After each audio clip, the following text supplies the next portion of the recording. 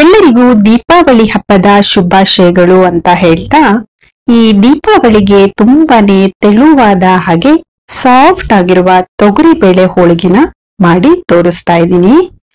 ನೀವಂತೂ ದೀಪಾವಳಿಗೆ ಮಿಸ್ ಮಾಡದೆ ಟ್ರೈ ಮಾಡಿ. ಈ ತೊಗರಿಬೇಳೆ ಹೋಳಿಗೆ ಮಾಡ್ಲಿಕ್ಕೆ ಏನೆಲ್ಲ ಇಂಗ್ರೀಡಿಯೆಂಟ್ಸ್ ಬೇಕು ಅಂತ ನಾನು ಡಿಸ್ಕ್ರಿಪ್ಷನ್ ಬಾಕ್ಸ್ ಅಲ್ಲಿ ಕೊಟ್ಟಿರ್ತೀನಿ, ದಯವಿಟ್ಟು ಚೆಕ್ ಮಾಡಿ. ಈಗ ತೊಗರಿಬೇಳೆ ಹೋಳಿಗೆನ ಹೇಗ್ ಮಾಡೋದು ಅಂತ ನೋಡೋಣ. ನಾನಿಲ್ಲಿ ಒಂದ್ ಬೌಲ್ಗೆ 2 ಕಪ್ ಆಗುವಷ್ಟು ಮೈದಾ ಹಿಟ್ಟನ್ನ ಹಾಕೊಂಡಿದ್ದೀನಿ. ಕಲರ್ಗೋಸ್ಕರ ಅರ್ಧ ಟೀ ಸ್ಪೂನ್ ಆಗುವಷ್ಟು ಅರಿಶಿನ ಪೌಡರ್ ಅನ್ನ ಹಾಕೊಳ್ಬೇಕು. ರುಚಿಗೆ ಎಷ್ಟು ಬೇಕೋ ನೋಡ್ಕೊಂಡು ಉಪ್ಪನ್ನ ಸೇರಿಸ್ಕೊಳ್ಳಿ.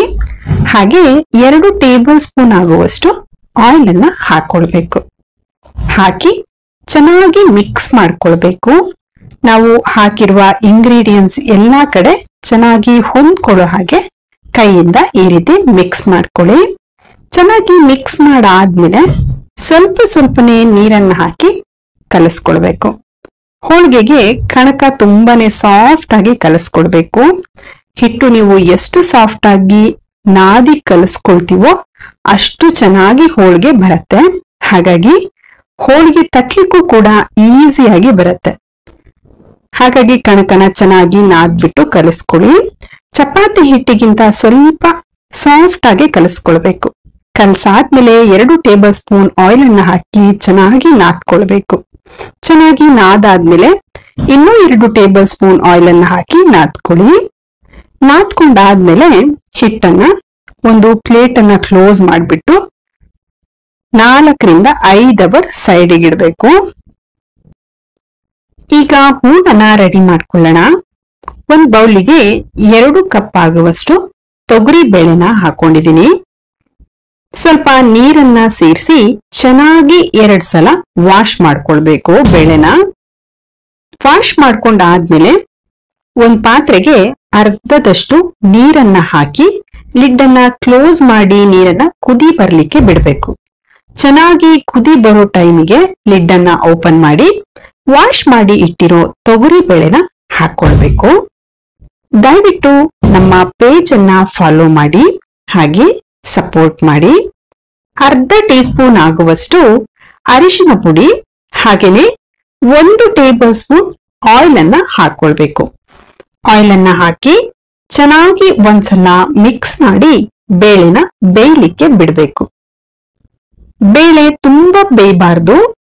ತುಂಬಾ ಬೆಂದ್ರೆ ಸಾಫ್ಟ್ ಆಗ್ಬಿಡತ್ತೆ ಹೂರ್ಣ, ಮತ್ತೆ ತೆಳು ಆಗ್ಬಿಡತ್ತೆ. ಹಾಗಾಗಿ ಬೇಳೆನ ಬಹಳ ಬೇಯಿಸ್ಕೊಳ್ಬೇಡಿ. ಬೇಳೆನ ಕೈಯಲ್ಲಿ ತಗೊಂಡು ಪ್ರೆಸ್ ಮಾಡಿದಾಗ ಸಾಫ್ಟ್ ಆಗಿ ಪುಡಿ ಆಗ್ಬೇಕು. ಗಟ್ಟಿಯಾಗಿ ಕೈಗೆ ಸಿಗಬಾರ್ದು. ಸಾಫ್ಟ್ ಆಗಿ ಪೌಡರ್ ಆಗ್ಬೇಕು ಪ್ರೆಸ್ ಮಾಡಿದಾಗ. ಆಗ ಬೇಳೆ ಕರೆಕ್ಟ್ ಆಗಿ ಬೆಂದಿದೆ ಅಂತ ಅರ್ಥ.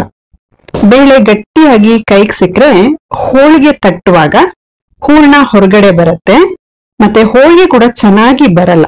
ಹಾಗಾಗಿ ಬೇಳೆನ ಕರೆಕ್ಟ್ ಆಗಿ ಬೇಯಿಸ್ಕೊಳ್ಬೇಕು.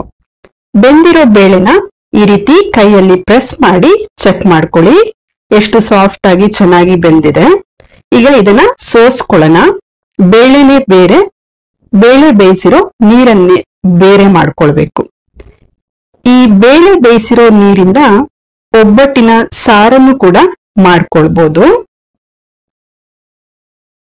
ಈಗ ಅದೇ ಪಾತ್ರೆಗೆ ಬೇಯಿಸಿ ಸೋಸ್ಕೊಂಡಿರೋ ಬೇಳೆನ ಹಾಕೊಳ್ಬೇಕು.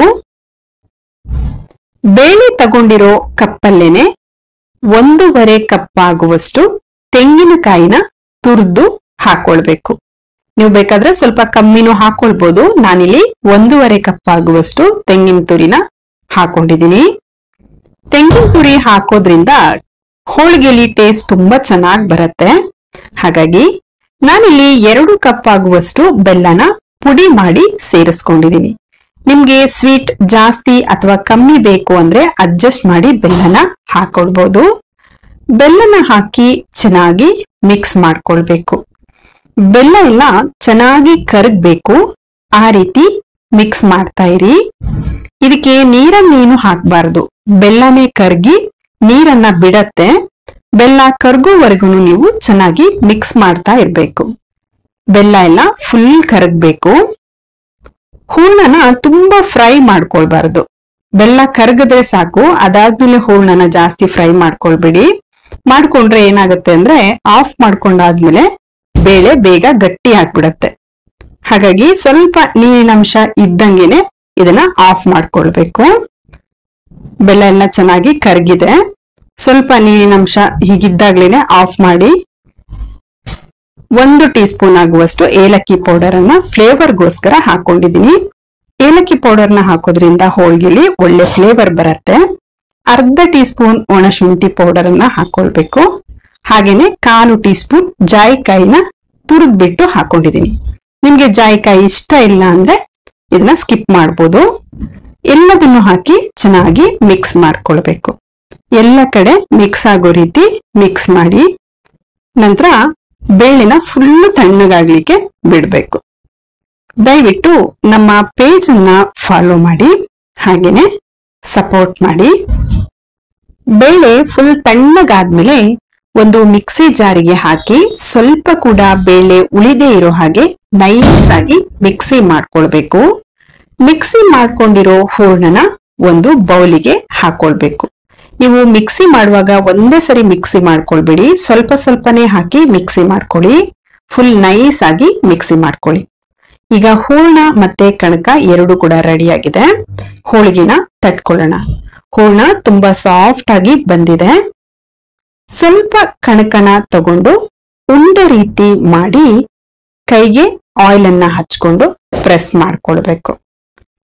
ಪ್ರೆಸ್ ಮಾಡಿ ಆದ್ಮೇಲೆ ನಿಮ್ಗೆ ಯಾವ ಸೈಜ್ಗೆ ಹೋಳಿಗೆ ಬೇಕೋ ನೋಡ್ಕೊಂಡು ಸ್ಮಾಲ್ ಅಥವಾ ಬಿಗ್ ಯಾವ ಸೈಜಿಗೆ ಬೇಕೋ ಆ ಸೈಜಿಗೆ ಹೂರ್ಣನ ಉಂಡೆ ಕಟ್ಟಿ ತಗೊಳ್ಬೇಕು. ಉಂಡೆ ಕಟ್ಟಿರೋ ಹೂರ್ಣನ ಕಣಕದೊಳಗಿಟ್ಟು ಕಣಕನ ನೀಟಾಗಿ ಕ್ಲೋಸ್ ಮಾಡ್ಕೊಳ್ಬೇಕು. ಎಲ್ಲೂ ಓಪನ್ ಇರಬಾರ್ದು. ನೀಟಾಗಿ ನೋಡ್ಕೊಂಡು ಕ್ಲೋಸ್ ಮಾಡ್ಕೊಳ್ಳಿ. ಕ್ಲೋಸ್ ಮಾಡ್ಕೊಂಡ್ ಆದ್ಮೇಲೆ ಎಕ್ಸ್ಟ್ರಾ ಬಂದಿರೋ ಹಿಟ್ಟನ್ನೆಲ್ಲ ತಕ್ಕೊಳ್ಬೇಕು. ಎಕ್ಸ್ಟ್ರಾ ಹಿಟ್ಟನ್ನ ತಕ್ಕೊಂಡಾದ್ಮೇಲೆ ಹಿಟ್ಟಿನ ಮೇಲೆ ಸ್ವಲ್ಪ ಆಯಿಲ್ ಅನ್ನು ಹಾಕೊಂಡು ನಿಧಾನಕ್ಕೆ ಹೋಳಿಗೆನ ತಟ್ಕೊಳ್ಬೇಕು. ಇದು ತುಂಬಾ ತೆಳುವಾಗಿ ತಟ್ಲಿಕ್ಕೆ ಬರುತ್ತೆ. ಹಾಗಾಗಿ ನಿಧಾನಕ್ಕೆ ನಿಮ್ಗೆ ಯಾವ ಸೈಜ್ಗೆ ಬೇಕೋ ಆ ಸೈಜಿಗೆ ಹೋಳಿಗೆನ ತಟ್ಟಿ ರೆಡಿ ಮಾಡ್ಕೊಳ್ಳಿ. ದಯವಿಟ್ಟು ನಮ್ಮ ಪೇಜ್ ಅನ್ನ ಫಾಲೋ ಮಾಡಿ, ಹಾಗೆ ಸಪೋರ್ಟ್ ಮಾಡಿ. ನೋಡಿ, ಈ ರೀತಿ ಹೋಳಿಗೆನ ತಟ್ಕೊಂಡಿದೀನಿ. ಈಗ ಕಾಳಿನ ಬಿಸಿ ಮಾಡ್ಲಿಕ್ಕೆ ಇಟ್ಕೊಂಡು 2 ಟೇಬಲ್ ಸ್ಪೂನ್ ಆಗುವಷ್ಟು ಆಯಿಲ್ ಅನ್ನ ಹಾಕೊಳ್ಬೇಕು. ಆಯಿಲ್ ಬಿಸಿ ಆದ್ಮೇಲೆ ನಾವು ಮಾಡಿ ಇಟ್ಟಿರೋ ಹೋಳಿಗೆನ ಹಾಕೊಳ್ಬೇಕು.